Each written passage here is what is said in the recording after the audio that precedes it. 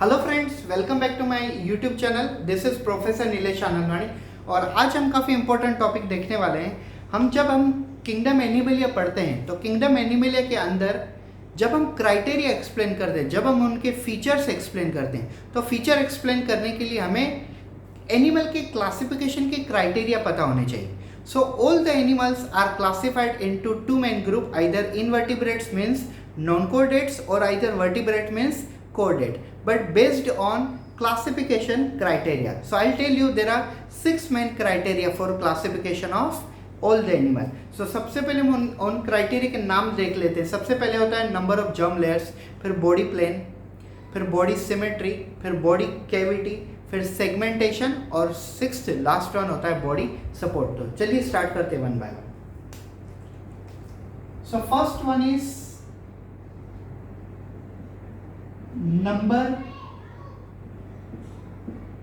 Number of germ layers. ठीक है, सबसे पहले होता है number of germ layers. So I tell you, remember just this is ovum, correct? This is ovum and this is sperm. So when sperm enter into the ovum, this becomes zygote, and after 9 months pregnancy it get converted into baby, isn't it? तो zygote में से 9 month के बाद baby form होगा। लेकिन इस pregnancy period में हमारे बॉडी के पार्ट्स बनते हैं, जैसे हमारी स्किन है, हमारी आईज है, हमारे हार्ट है, हमारी लिवर है, हमारी ब्रेन है। तो ऐसे हमारी बॉडी के ऑर्गन्स फॉर्म होते हैं। तो जब हमारी बॉडी के ऑर्गन्स फॉर्म होते हैं तब हमारी बॉडी में क्या फॉर्म होते हैं? तब हमारी बॉडी में जर्म लेयर्स फॉर्म होते हैं। तो एक चीज याद रखिए, जर्म लेयर्स 3 टाइप के होते हैं। एक होता है एक्टोडर्म, एक होता है मेसोडर्म, एक होता है एंडोडर्म। ठीक है, तो अगर किसी एनिमल के अंदर सिर्फ 2 ही लेयर हैं, एंडोडर्म और एक्टोडर्म, तो हम उस एनिमल को कहेंगे डिप्लोब्लास्टिक एनिमल। ठीक है, और अगर किसी एनिमल के अंदर 3 लेयर हैं,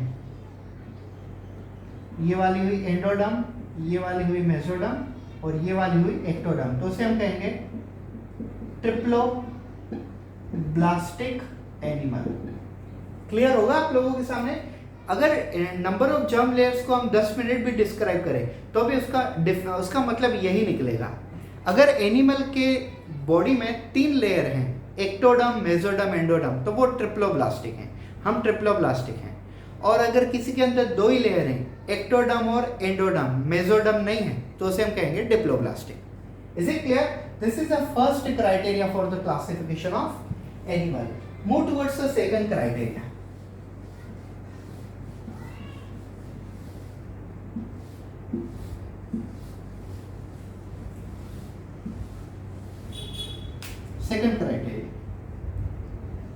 Second criteria is a body plane. Now there are 2 type of a body plane. First is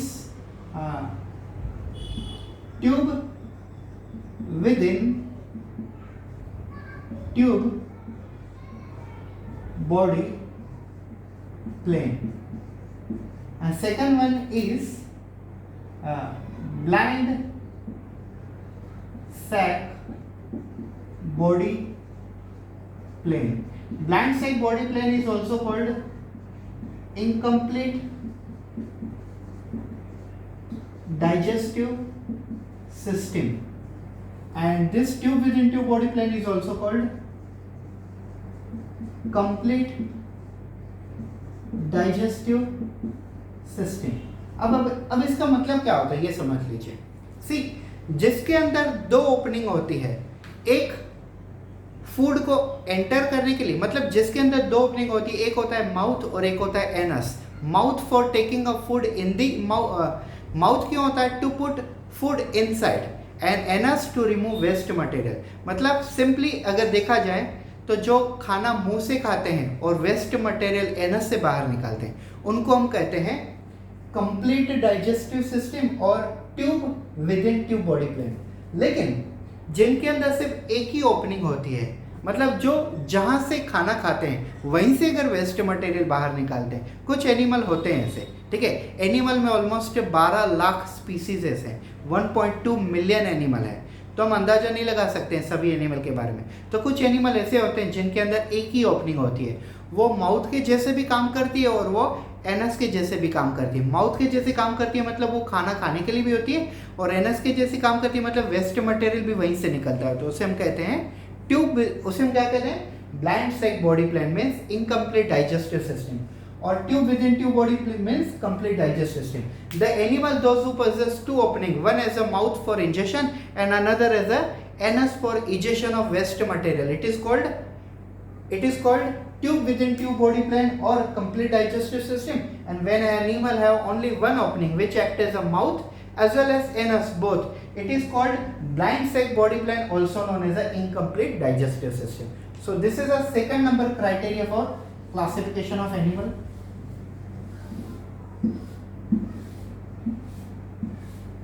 Third one,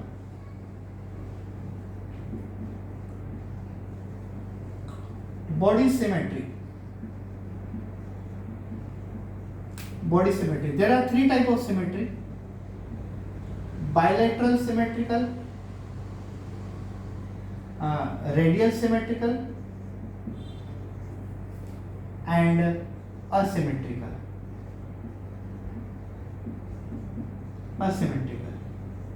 Yes, just imagine that this is one animal.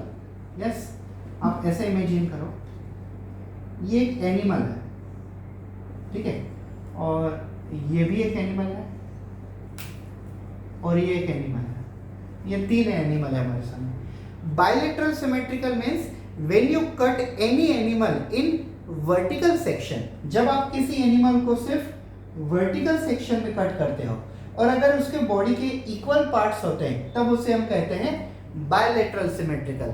When you cut any animal in only vertical section, जब अगर आप कोई animal को ऊपर से नीचे तरफ एक ही डायरेक्शन में कट करते हो और अगर उस एनिमल के दो इक्वल पार्ट्स होते हैं तब हम उसे कहते हैं बायलेटरल सिमेट्रिकल। लेकिन जब आप किसी एनिमल को वर्टिकल सेक्शन में कट करते हो या तो हॉरिजॉन्टल सेक्शन में करते हो या तो ऐसे वर्टिको हॉरिजॉन्टल में कट करते हो या तो हॉरिजो वर्टिकल में कट करते हो, अगर आपको इक्वल पार्ट्स मिलते हैं तब हम उसे कहते हैं रेडियल सिमेट्री। लेकिन अगर आप कोई एनिमल को वर्टिकल सेक्शन में कट करते हो या तो हॉरिजॉन्टल में करते हो या तो वर्टिको हॉरिजॉन्टल में या तो हॉरिजो वर्टिकल में, लेकिन आपको एक भी इक्वल पार्ट्स नहीं मिलता है तब हम उसे कहते हैं asymmetrical. When you cut any animal in a vertical section and if you get equal parts, then it is called bilateral symmetrical animal. And if you cut any animal in a vertical section or either horizontal section or either vertico horizontal or either horizo vertical, then if you get equal parts, it is called radial symmetrical. And जैसे आप star fish को cut करते हो कोई भी direction में तो आपको इक्वल पार्ट्स मिलेंगे, लेकिन अगर आप कॉकरोच को, ह्यूमन को, फिशेस को, मंकी को, डॉग को कट करते हो तो आपको इक्वल पार्ट्स मिलेंगे। तो हम सब बायलेटरल में आते हैं, स्टार फिश रेडियल में आती है। असिमेट्रिकल मतलब जैसे स्पॉन्जेस वगैरह होते हैं असिमेट्रिकल, इनको आप कौन सी भी डायरेक्शन में कट कर लो ये इक्वल पार्ट्स होने ही नहीं वाले हैं। अगर इक्वल पार्ट्स नहीं होंगे तो हम उसे क्या कहेंगे? असिमेट्रिकल। यस, तो ये वाले हो गए तीन criteria.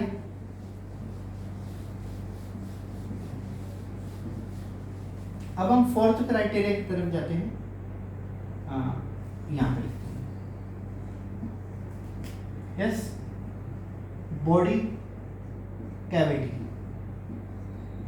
Also called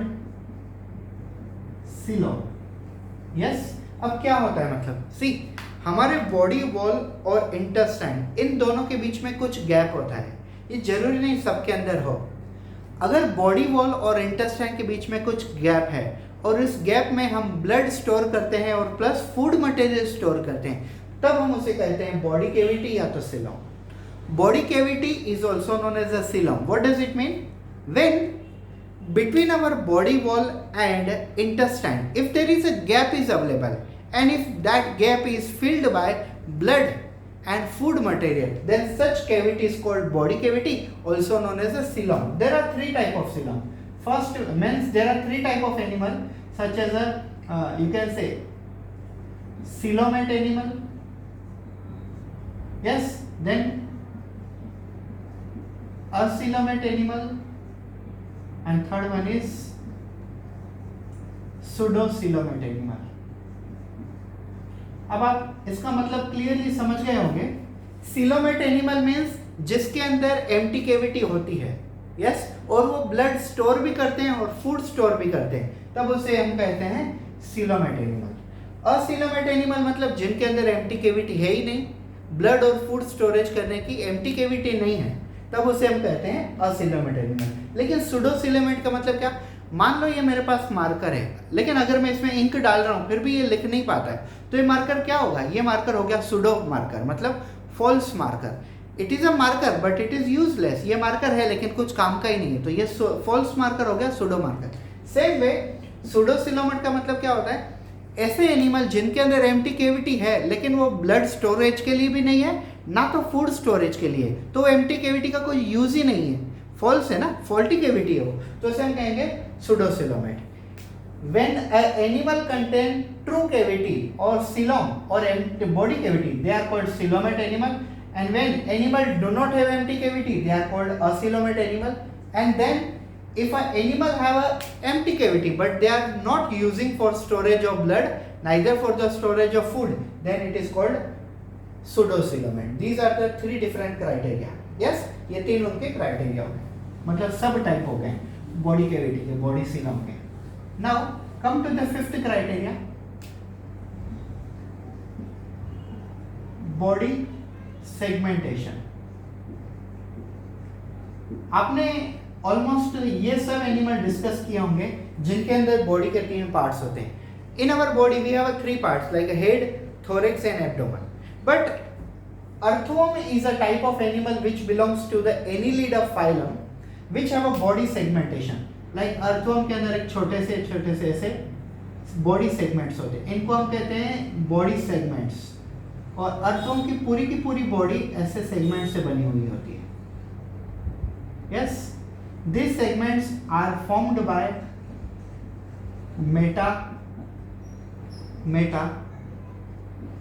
Metamorphosis. This segments are formed by Metamorphosis.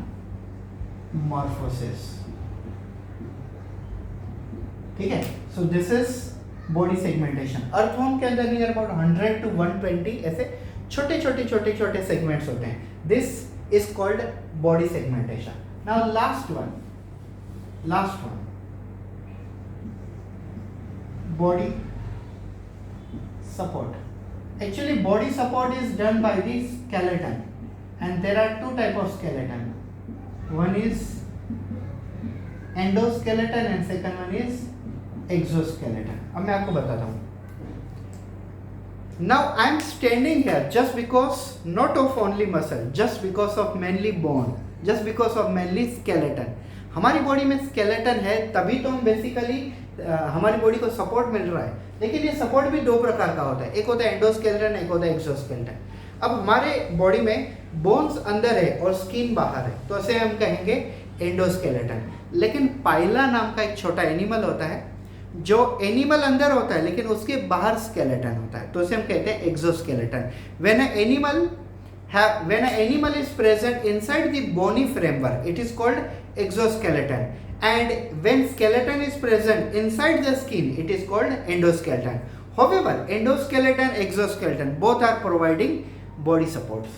So these are the 6 different criteria for classification of animal. ये 6 के 6 क्राइटेरिया आपको काफ़ी इंपॉर्टेंट होंगे जब मैं आपको आगे के टॉपिक पढ़ाऊंगा, जब मैं आपको Porifera, Cnidaria, Ctenophora, Platyhelminthes, Aschelminthes, yes, Arthropoda, Mollusca, Echinodermata, Hemichordata, ये सब जो पढ़ाऊंगा मैं आपको, और उसके साथ हम Pisces, fishes, Eos, amphibia, reptilia, मैमलिया, ये सब चीज़ें जब हम पढ़ेंगे तो वो पढ़ने के लिए आपको ये सब चीज़ें पता होनी चाहिए। ठीक है, so thank you so much for attending this lecture. This lecture was based on criteria of animal classification.